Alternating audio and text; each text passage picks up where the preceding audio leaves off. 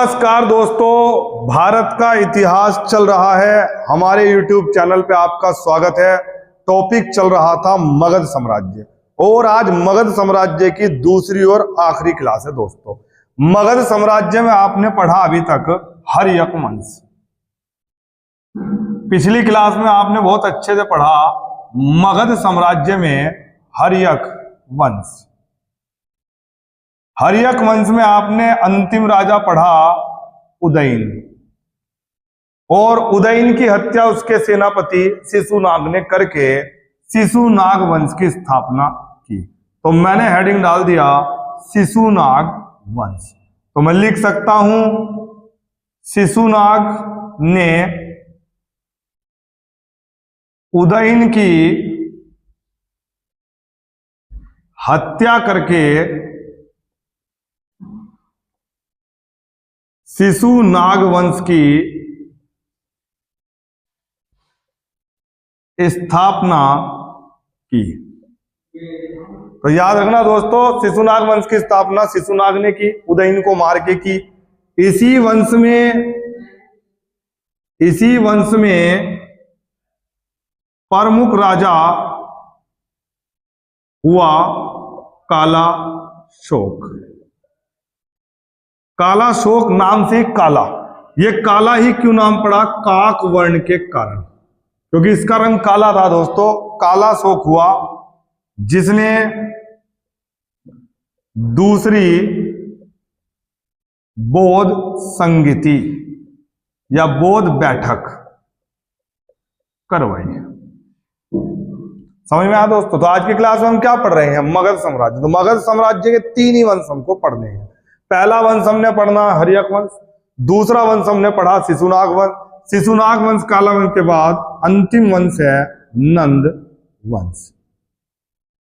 नंद वंश, नंद वंश की स्थापना दोस्तों हुई है महापद्म नंद। याद रखना शिशुनाग वंश का समय है 412 ईसा पूर्व से 344 ईसा पूर्व, और नंद वंश का समय है दोस्तों 344 ईसा पूर्व से 324 ईसा पूर्व। ठीक है दोस्तों, रोको एक मिनट। 344 ईसा पूर्व से 324 ईसा। नंद वंश दोस्तों 344 ईसा पूर्व से 324 ईसा पूर्व। नंद वंश के जो संस्थापक हैं वो हैं महापद्म नंद। महापद्म नंद जो है दोस्तों वो एक शूद्र हैं और इन्होंने क्षत्रियों का नाश किया। और आपको दोस्तों पता है कि क्षत्रियों का नाश करने में एक ब्राह्मण भगवान परशुराम जी का नाम भी आता है। परशुराम जी ने भी क्षत्रियों का नाश किया था। तो इसी कारण दोस्तों महापद्म नंद को परशुराम या भार्गव नाम से भी जानते हैं। अब दोस्तों महापद्म नंद ने बहुत जबरदस्त तरीके से राज किया। तो याद रखना इसने एक राठ या एक छत्र की उपाधि से खुद को नवाजा। तो यानी कि एक छत्र के रूप में मगध साम्राज्य में किसे जाना जाता है? महापद्म नंद। यहां दिखाई दे रहा है। महापद्म नंद के बाद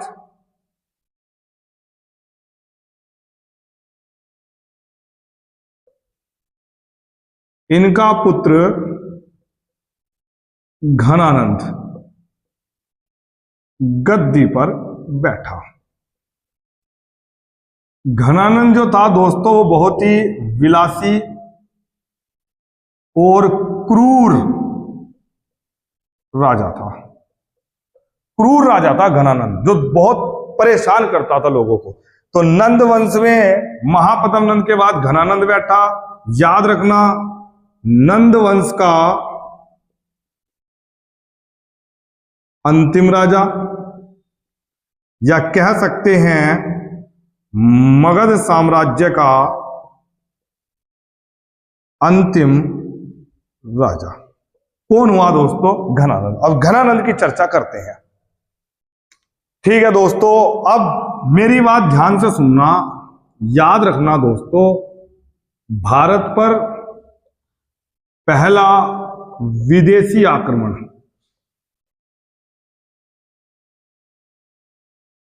ईरान ने किया। ईरान के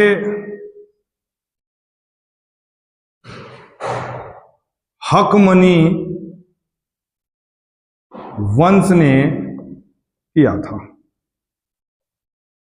तो भारत पर जो विदेशी आक्रमण पहला हुआ था, तो भारत पर वो ईरान के हकमनी वंश ने किया था। लेकिन दोस्तों ये आक्रमण असफल रहा था। क्या रहा था? असफल। तो मैं लिख सकता हूं भारत पर पहला सफल विदेशी आक्रमण ईरान के दार्यावहु या दारा प्रथम ने किया था। तो ये तो यहां से पिट छित के चले गए वापस, तो दोबारा से फिर दार्यावहु या दारा प्रथम आया। इनका आक्रमण सफल रहा ईरान का। इनकी किस्मत खराब थी दोस्तों। इसी दौरान या मैं लिख सकता हूं इसके बाद सिकंदर अपनी विश्व विजय के दौरान भारत आया और भारत से ईरानी सत्ता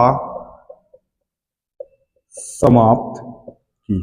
और ईरान कहां से आया था? सॉरी, सिकंदर कहां से आया था दोस्तों? यूनान से। तो भारत से ईरानी सत्ता किसने उखाड़ के फेंक दी? यूनानियों ने। और यूनानी भी कौन है? सिकंदर। बात समझ में आई? तो पहले ये तो छोटा सा बीच में हमने टॉपिक पकड़ा, याद रखना। सिकंदर जब भारत आया, घनानंद के समय भारत आया था। किसके समय? घनानंद के समय। मैं सिकंदर के बारे में आपको थोड़ा सा व्यू देता हूं। अब बीच में घनानंद के बाद क्या हुआ ये हम पढ़ेंगे मौर्य साम्राज्य में अगली क्लास में। लेकिन घनानंद के समय सिकंदर भारत आया, तो हम थोड़ा सा सिकंदर के आगमन पर प्रकाश डालते हैं। मैं हेडिंग डालता हूं सिकंदर का आगमन। कैसे हुआ दोस्तों सिकंदर का आगमन? ये देखो दोस्तों, कुछ भारत का इतिहास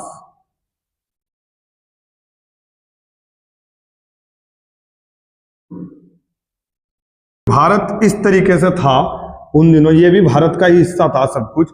तो दोस्तों यूनानी लोग यहां से आए, यूनान ऐसे। तो जब ये यहां से आए तो यहां पे ये सिंधु नदी है। इस सिंधु नदी से हमारी 5 नदियां निकलती हैं, ये सबको पता है। इन 5 नदियों के कारण ही नाम पड़ा है पंजाब। तो यहां से जब ये यहां आए दोस्तों, यूनान से सिकंदर, मैं सिकंदर को एस से लिखूंगा, यहां क्या लिखूंगा? एस। तो जब ये यहां आया तो इसका विद्रोह राजा पोरस से हुआ। किससे हुआ? राजा पोरस से। तो दोस्तों राजा पोरस ने इसको यहीं रोक लिया। जब राजा पोरस ने इसको यहां रोक लिया तो पोरस इस युद्ध में सिकंदर से हार गया। जब सिकंदर ने पोरस को पकड़ा और पोरस को सिकंदर के दरबार में लाया गया, तो पोरस से सिकंदर ने पूछा, बता तेरे साथ क्या सुलह किया जाए, तुझे मार दिया जाए या छोड़ दिया जाए? तो इस बात से पोरस ने बड़े एटीट्यूड से जवाब दिया कि एक राजा दूसरे राजा के साथ जैसा व्यवहार करता है, मेरे साथ ऐसा ही व्यवहार किया जाए। सिकंदर बहुत खुश हुआ, उसकी वीरता से बड़ा प्रसन्न हुआ। तो सिकंदर ने उसका सारा राजपाट उसको, राजा पोरस को वापस दे दिया। उसके बाद सिकंदर की सेना आगे बढ़ती है और दोस्तों व्यास, सिंधु नदी के बाद व्यास नदी को क्रॉस करने से मना कर देती है और सिकंदर की सेना में आपसी विद्रोह हो जाता है और सिकंदर की सेना यहां से वापस लौट जाती है और बेबीलोन में सिकंदर की वापस लौटते समय मृत्यु हो जाती है। तो बस इतना सा इतिहास है सिकंदर का। तो सिकंदर पूरे भारत पे नहीं आ पाया, सिर्फ पंजाब के व्यास नदी तक आया और यहां से वापस लौट गया। ठीक, सिकंदर दोस्तों, अब सिकंदर के बारे में पढ़ते हैं। 356 ईसा पूर्व सिकंदर का जन्म हुआ मेसिडोनिया या मकदूनिया के क्षत्रप फिलिप के यहां। तो सिकंदर जो है वो फिलिप का लड़का था दोस्तों, याद रखना। 356 ईसा पूर्व इसका जन्म हुआ। सिकंदर भारत आया 326 ईसा पूर्व। सिकंदर का युद्ध राजा पोरस। सर ये राजा पोरस कौन है? राजा पोरस जो है दोस्तों झेलम और व्यास नदी के मध्य इनका शासन था। झेलम और व्यास नदी के बीच में इनका शासन था। राजा पोरस का युद्ध राजा पोरस से हुआ, जिसे वितस्ता या हाइडेस्पिस या झेलम नदी का युद्ध कहा जाता है। समझ में आया दोस्तों? तो याद रखना हाइडेस्पिस का किस किसके बीच हुआ? राजा पोरस और सिकंदर। याद रखना सिकंदर की इस युद्ध में जीत हुई, लेकिन राजा पोरस की वीरता से प्रसन्न होकर उसने पोरस का राजपाट वापस कर दिया। ठीक है दोस्तों, तो यहां से राजपाट वापस करने के बाद आगे की तरफ जैसे ही बढ़ते हैं ये लोग, तो यहां देखते हैं, यहां लिखते हैं दोस्तों, तो आपने देख लिया होगा। क्या देखते हैं आगे? सिकंदर की सेना ने व्यास नदी से आगे जाने से मना कर दिया और सेना में आंतरिक विद्रोह फैल गया। तो यानी कि दोस्तों जब सेना पागल होगी, बार बार इतनी नदियां, सेना कहने लगी कौन क्रॉस करेगा, सिंधु क्रॉस कर दी हमने, सब कुछ क्रॉस कर दिया, अब व्यास नदी हमसे क्रॉस नहीं होगी, और वो आपस में भिड़ गए। तो आपस में जब आंतरिक विद्रोह फैल गया तो सिकंदर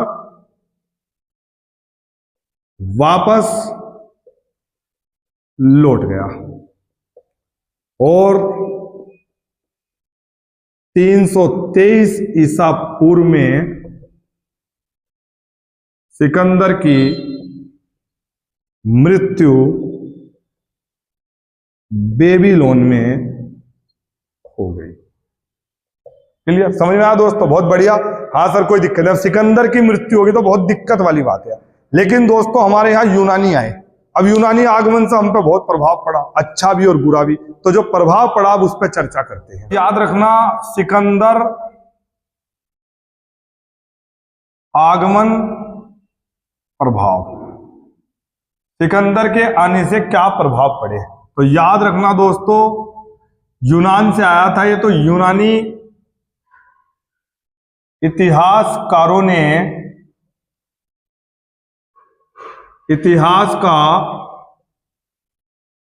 सही तिथि क्रम दिया। तो हमें पता लगा इतिहास में चंद्रगुप्त मौर्य की क्या डेट रही है, हमें सारे डेट का पता लगा इनके इतिहासकारों से। हमें दोस्तों यूनानी औषधि, जैसे यूनानी दवा खाना है, औषधि का ज्ञान हुआ, क्षत्रप पद्धति लागू हुई। जैसे क्षत्रप फिलिप का पुत्र था, तो ये हमने कहां से ली दोस्तों? यूनान से ली, ये सिकंदर के आने से। और दोस्तों यूनान और भारत के बीच व्यापार बढ़ा, तो बाद में हमें यूनान का रास्ता मिला, तो उससे हमारे दोनों देशों के बीच व्यापार बढ़ा। यूनानी नए नए शब्द मिले, जैसे कलम। नक्षत्रों के आधार पर, नक्षत्रों के आधार पर ज्योतिष का ज्ञान यूनान ने कराया। तो नक्षत्रों के आधार पर जो ज्योतिष की गणना है, ये हमें यूनानियों की देन है। होरोस्कोप, राशि चक्र, ये सब दोस्तों ज्योतिष का कमाल है। तो ये सब यूनानियों की देन है। तो यूनानियों के आगमन से हमें बहुत प्रभाव पड़ा। तो अभी ध्यान से सुनना, हम पढ़ रहे थे घनानंद, घनानंद के बीच में सिकंदर आया, तो हमने सिकंदर का आगमन पढ़ लिया। लेकिन घनानंद की हत्या कौन करेगा? चंद्रगुप्त मौर्य। तो अगली कहानी में हम पढ़ेंगे दोस्तों, घनानंद की हत्या करके चंद्रगुप्त मौर्य गद्दी पर बैठेगा और मौर्य साम्राज्य की स्थापना करेगा। किसकी? मौर्य साम्राज्य की। तो अगली क्लास में मिलते हैं दोस्तों नए जोश और जुनून के साथ मौर्य साम्राज्य में। ठीक है दोस्तों, जय हिंद, जय।